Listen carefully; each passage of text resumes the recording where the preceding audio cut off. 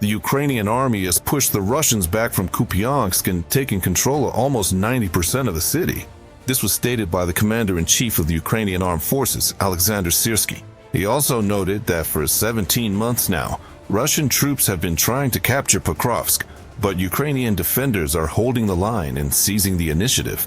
Syrsky added that as a result of counteroffensive operations, the Ukrainian Armed Forces regained control over 16 square kilometers in the northern part of the city, as well as recaptured 56 square kilometers in the areas of the settlements of Grishine, Kotline, and Udachne, west of Pokrovsk. In addition to actions on the front line, Ukraine is systematically increasing pressure on the enemy deep within its territory. We are successfully striking Russia's critical infrastructure with deep strike assets. As a result of these strikes, Russia's direct and indirect losses since the beginning of the year amount to a total of $21.5 billion. Alexander Syrsky, commander-in-chief of the Ukrainian Armed Forces, on Telegram.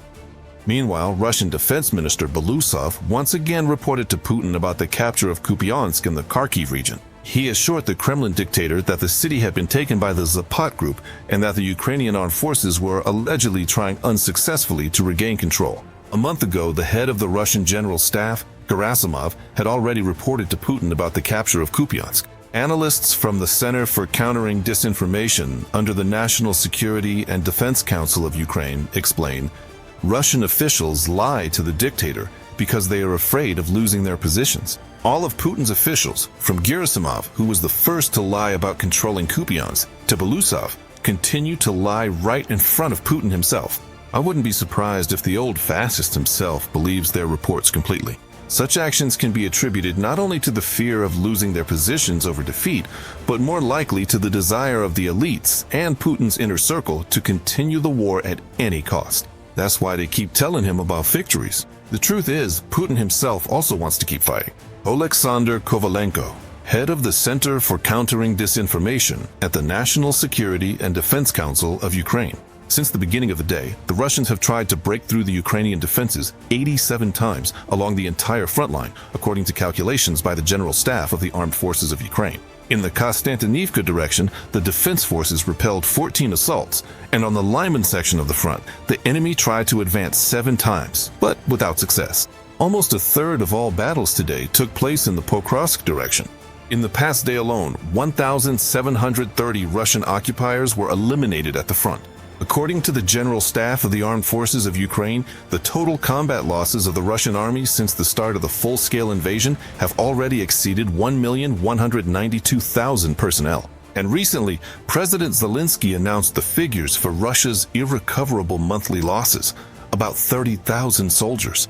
The losses have increased even more, and Putin is looking for all sorts of ways to conduct covert mobilization. That is, now it's not just in the spring or, for example, in the fall that he calls up Yasa.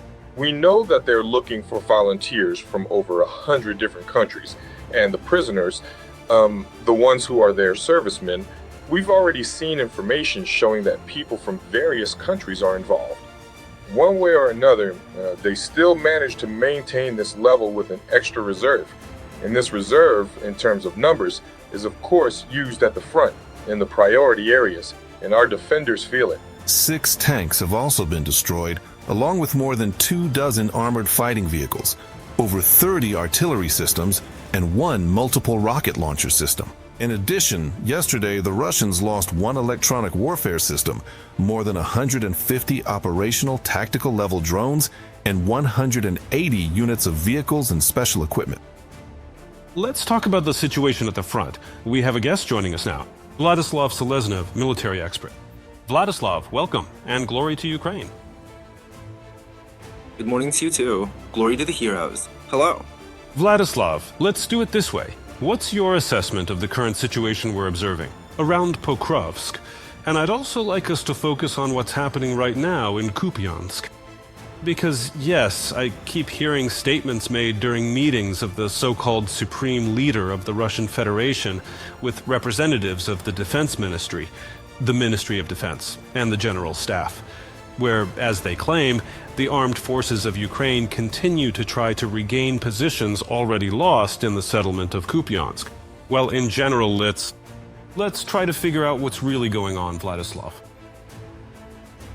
A lie repeated many times has every chance of becoming a historical fact. Basically, Putin always lies.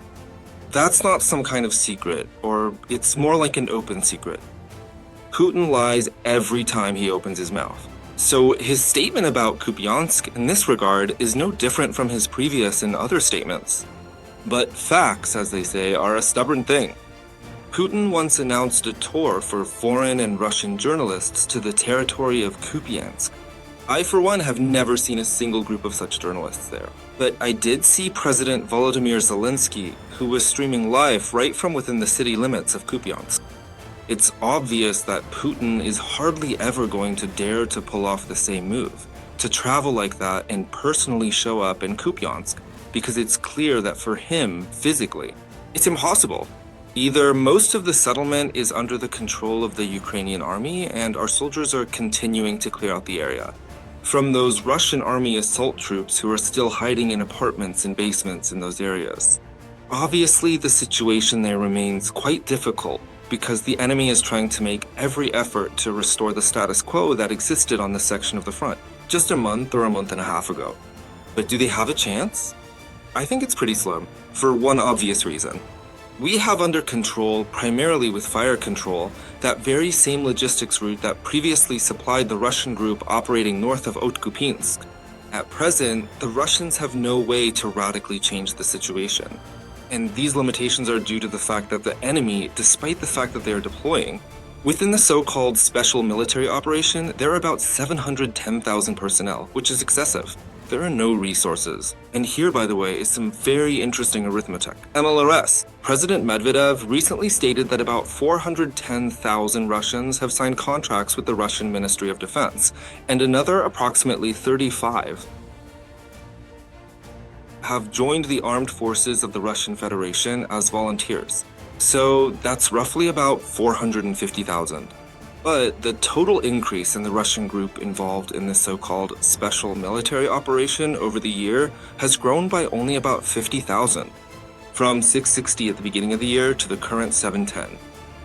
So where did the remaining just under 400,000 Russian servicemen go? The answer, as far as I'm concerned, is absolutely obvious, and it lies in the numbers from the Ukrainian General Staff, which we see every morning, namely the killed and wounded Russian servicemen. In other words, there is, naturally, a physical loss of Russian occupiers who are literally trying to reinforce their positions with the bodies of their own soldiers. The route, the path to those much-desired square kilometers of Ukrainian territory. And the particular feature of the current losses for the enemy is that over 65% of Russian losses are 200s, killed in action. In other words, the Russians are unable to properly organize the evacuation of their wounded soldiers. The Russians are using improvised vehicles that offer no protection whatsoever from Ukrainian shells or bullets. Russian assault troops. As a result, the ratio of 200s to 300s is just insane. Insane in its essence, because usually, according to the classic military manuals, they say the typical loss ratio is 1 to 3. Typically, for every 1 killed, there are 3 wounded. Russia is breaking these patterns and destroying them. And in fact, this breaking of the patterns is currently being observed in the areas of Pokrovsk and Myrnohrad as well. The enemy has concentrated about 150,000 personnel in that sector of the front. We can't really talk about any significant territorial gains over the past 2 or 3 weeks.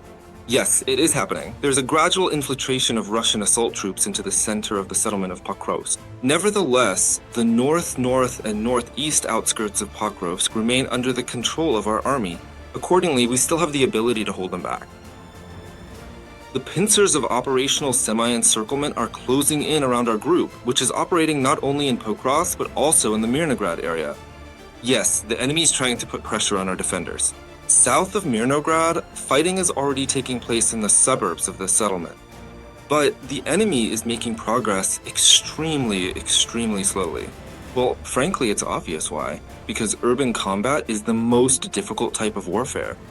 And frankly, we're all interested in the question of how long we can hold these lines and positions in the Pokrovsk and Myrnohrad area. The answer to that question, in my opinion, is absolutely clear. And decisions of that nature will be made directly by Ukrainian commanders on the ground. because they have full knowledge of all the information regarding our capabilities and our resources, which are primarily determined by logistics. If the opportunity arises, then of course we will continue to use both Pokrovsk and Myrnohrad as a sort of magnet.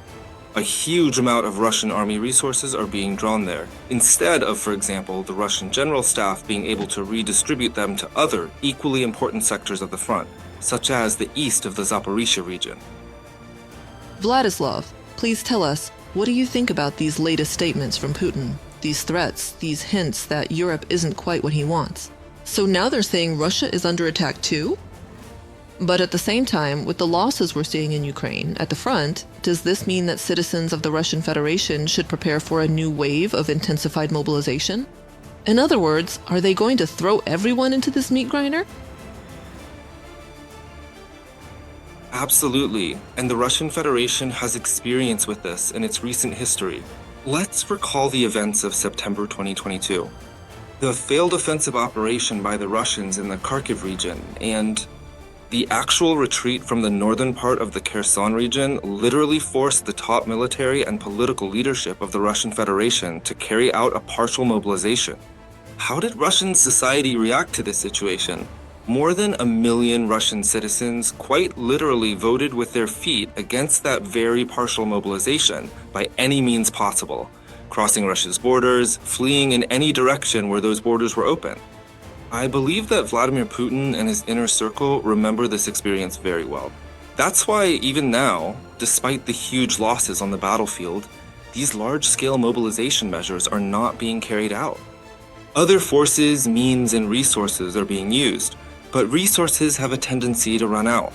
And already in many Russian regions, the initial payments and incentive bonuses for those Russian citizens willing to sign contracts have been significantly reduced. With the Russian Minister of Self-Defense. And this means that we are seeing the very results of the sanctions policy. First and foremost, the sanctions policy named after General Vasil Maluk.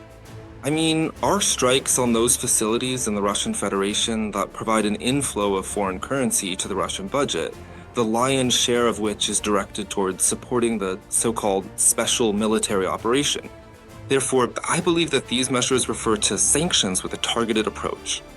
This should continue further, so that the enemy has no illusions. Their resources are running out, and 2026 definitely won't bring a significant boost to the Russian budget. And that means the enemy will have to cut some programs, which frankly is only logical. After all, de facto, the strategic offensive operation of the Russian army, which General Syrskyi spoke about recently, has in fact been ongoing since mid-October 2023, while at some point this madness has to end. Right now, the Ukrainian army is working on this very consistently and quite effectively. Vladislav, look, you mentioned resources. One way or another, basically, no country has unlimited resources. And what about Ukraine's resources, considering that we are practically monitoring daily updates about strikes on oil refineries and various factories involved in the Russian military-industrial complex? And whether it's different facilities in the temporarily occupied territories of Ukraine, particularly Crimea. Essentially, we are seeing an increase, a systematic approach basically, to taking out these facilities so that the Russian Federation, the Russian army, cannot make use of the relevant production. Yes, absolutely. And since historically it just so happens that this is one of my favorite topics, I'll use Crimea as an example to demonstrate this system.